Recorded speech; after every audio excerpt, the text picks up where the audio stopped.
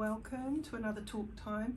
Now, interesting, I went this morning to my office, and this is on the actual same floor of my office, but it's not actually my normal office.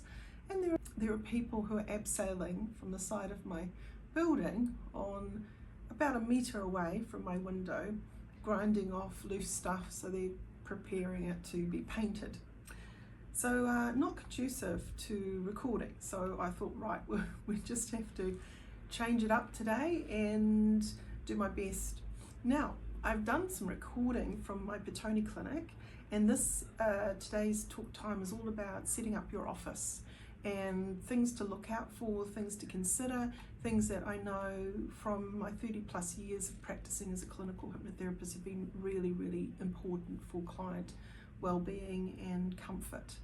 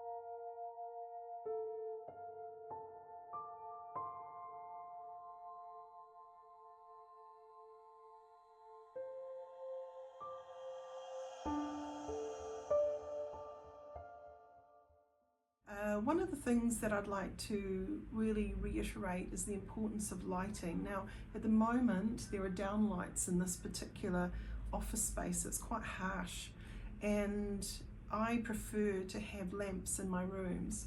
So when we're looking at the idea of feeling cozy, like they've come into a cocoon where they feel safe enough to talk about whatever it is that they need to explore, this is a big part, I think, of a positive hypnotherapy session.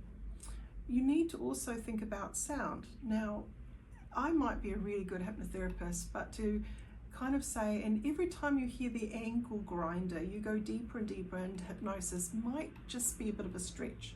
It was quite piercing before. So I've decided when my client comes a little bit later that I'm actually going to use another room to see them in, which isn't like the best thing, but it's not the worst thing either. I think when you're using another place and maybe you've got a room that you just hire out when and if you need it, it's a good option financially. And as long as it's tidy and comfortable and professional, I think that's the most important thing. Let's talk about this chair for a moment. This is a recliner, kind of, but not really, but it's comfortable enough that someone can sit and relax and go into hypnosis if you really need them to. So they don't have to be in a full recliner to do that. I prefer people to really relax and lie down.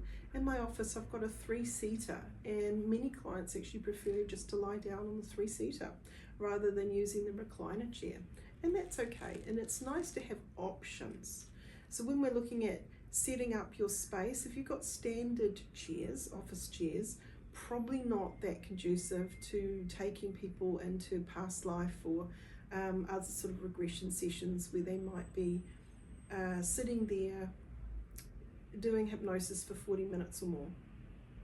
I think you do have to really consider the comfort of your client.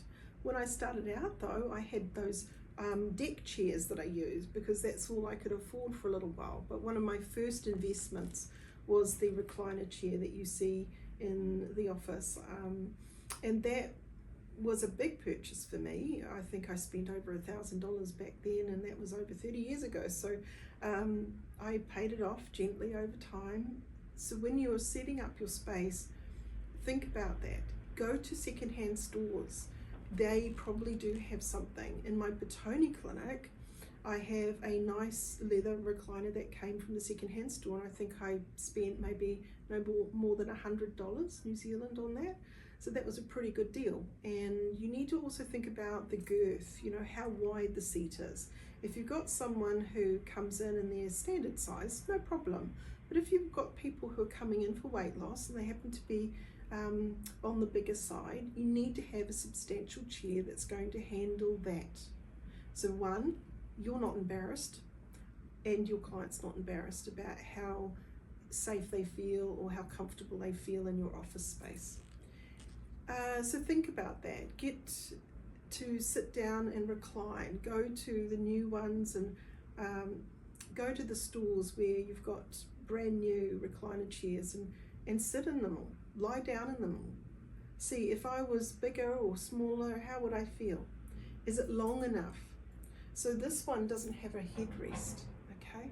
But again, for a shorter period of time with someone in hypnosis, they might just gently do this.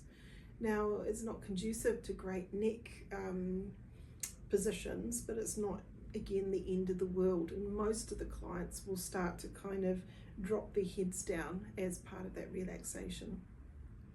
Many times though, you can incorporate that suggestion that your head stays nice and stable, you know, evenly balanced.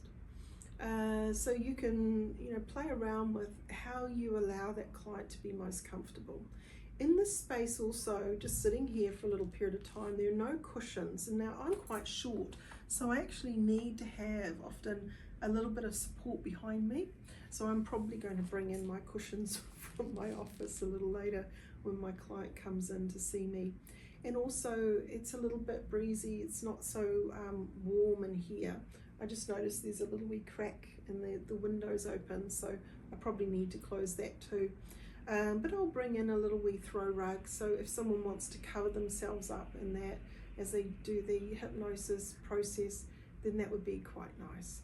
The other thing is too, natural lighting. I might even turn off the downlights later, so there's natural lighting in here.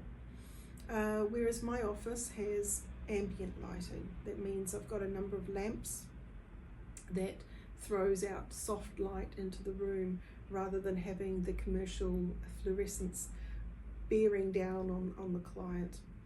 I hope that this has been helpful to you. I wanted also to cover off things like wheelchair access. Now this 4-story this office that's 4 stories up has not got great wheelchair facilities in the way of toilets and things like that. Absolutely there's a ramp, absolutely there is a lift, but when it comes to the floor itself, if you're in a standard wheelchair, you probably find it quite hard to get yourself in and out of the toilet space. So many of the old buildings just aren't set up for that. The other part is when we're thinking about the Manuka Health Centre, that is actually for GPs to see people who are not very mobile, and they put in a lift in the floor, which is really great. So even though I'm on the first floor, meaning the second floor for some, they can go up the elevator in whatever capacity they've got, whether they've got crutches or a wheelchair. It's easily accessible, and so too is the toilet upstairs, where they can go in with a wheelchair and be quite comfortable. So you do need to think about that. So those that don't travel well, who do need wheelchair access or special access, I would probably prefer them to go to my Petone clinic. Those other people that are fine, then they can come into town and easily access. The things like a fire alarm goes off and you have to support your client's ability to get down the fire exit. So there's a number of internal steps in the 4th floor down. There's also external steps on the exterior of the building that can take you down to the ground floor and safely out. So if you've got someone who isn't very mobile, you need to consider these things. So do think, is my space conducive to most clients to come and visit me? If not, you might want to canvass that on your booking notes. So if they book a session with you, you might say this does not have full wheelchair access, or this has full wheelchair access. I think that's a kind and useful thing to do. Saying that, keeping things operational, sometimes there just won't be a space that has access to everyone, and that is just how it is. But do think about that when you are looking for an office space or looking to rent from time to time a space to see clients. Think about that access issue. Also think about how it's set up. Many years ago, I started building up my business, and I had a little room that I was sharing on the terrace in Wellington. And I'd been building up my clients in Lower Hutt, because that's where I was living, and I had a call for more and more clients wanting to see me in town. So I thought, okay, I'll find a shared space there. And I actually brought my recliner chair into the shared space, and I just pushed it out into the corner where it didn't bother anyone. And they had a massage table in there, and I'd just fold it down and put it to the side and bring out my recliner chair. So I'd set it up to make it comfortable for that hypnotherapy client. So that's something to really think about when you're looking at that idea of how to support your space for what you need. You can always ask, look, would you mind if I brought in a recliner chair and had it sort of parked up and brought it into the room when I need to see clients? Most places are quite considerate of your needs, so just negotiate with the people in the space. Also, is there a lamp that you could bring in and plug in when you need it, so you don't have that stressful down lighting? A lot of my clients are light sensitive, and the last thing I feel like they need is to be triggered by lighting. So if we can do soft lighting when appropriate, or when you can, then I definitely recommend that. If you have any comments or questions on setting up a space that I haven't covered today, feel free to put a comment below, and I'd love to talk to that. I hope that this one has been helpful to you today in helping you to set up a professional practice and those considerations that you might need to do that. So thank you for joining me on this Talk Time episode, and I know it's been a little bit different. You've had a bit of a tour around my spaces. I hope you enjoyed that, and if you did, Please like it, it means a lot to me. And if you haven't already, and you've been listening to the Talk Time series and haven't subscribed yet, please, if you can subscribe, that would be wonderful.